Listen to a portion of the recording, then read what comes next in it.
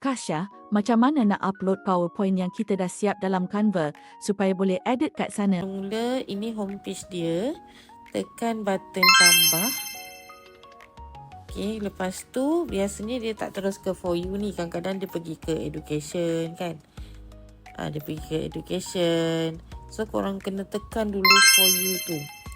Okey, baru ada button upload.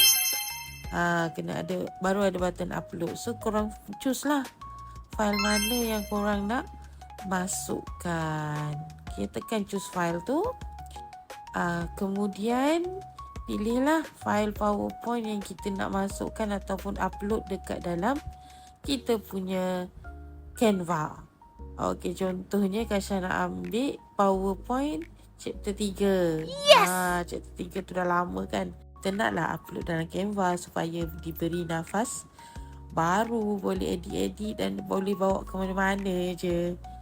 Okey, lepas tu kat mana kita nak cari? Kita kena pergi balik dekat home page, tutuplah yang ini. Okey. Dia dah ada dah dekat home page tu. Nampak tak ada tulis chapter 3, cuma kita perlu tunggu sekejap lah.